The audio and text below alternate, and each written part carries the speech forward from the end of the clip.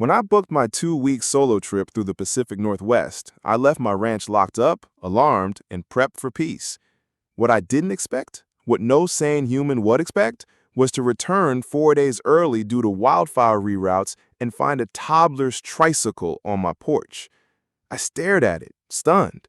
Then came the sounds: laughter, a barbecue sizzling, and music. Not mine. I crept around the side, heart pounding. In my backyard were folding tables, lawn chairs, a kiddie pool, and an entire family reunion. Teenagers in the hot tub, a middle-aged man wearing my robe flipping burgers, and sitting at the head of the party like she owned the place? HOA President Karen Whitmore. Wine in hand, sunglasses on, barking orders like a general.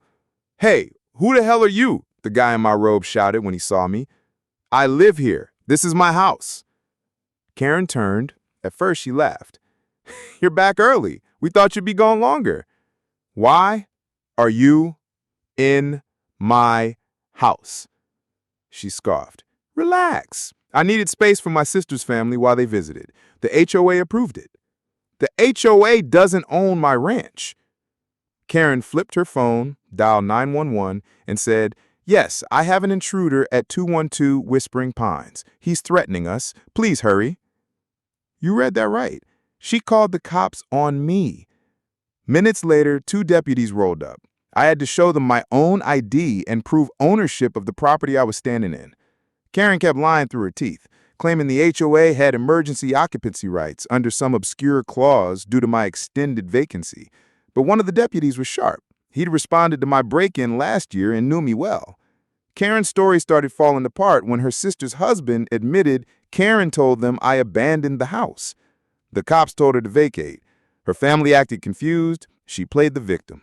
"We were only trying to keep the place from being vandalized," she shrieked as they packed up lawn chairs and loaded kids into a minivan. It took 2 hours to get everyone out.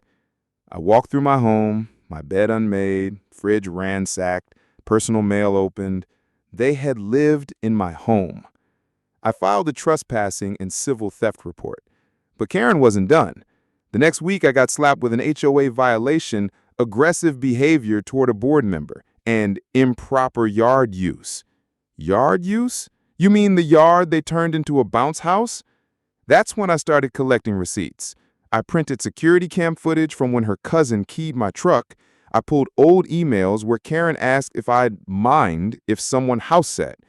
I said no, clearly. Her reply, "I'll take that as a maybe." Then came the revenge. I hired a lawyer and sent Karen a cease and desist with intent to pursue civil damages. But I didn't stop there. I hosted a town hall meeting, open to all residents, and played a slideshow titled, "When Your HOA President Squats in Private Property, a Cautionary Tale." People were shocked. Some laughed. Others were furious. Turns out Karen had done this before, borrowing homes when neighbors were out of town. The HOA board voted her out within a week. And the best part, the family who'd stayed in my home, they sent me a handwritten apology, said they'd been duped and offered to pay part of the damages. I declined, told them the real damage wasn't theirs to fix. Karen disappeared for a while. Last I heard, she moved into a condo with no HOA. Good, because if I ever see her near my ranch again, she's gonna need more than a wine glass and a clipboard to defend herself.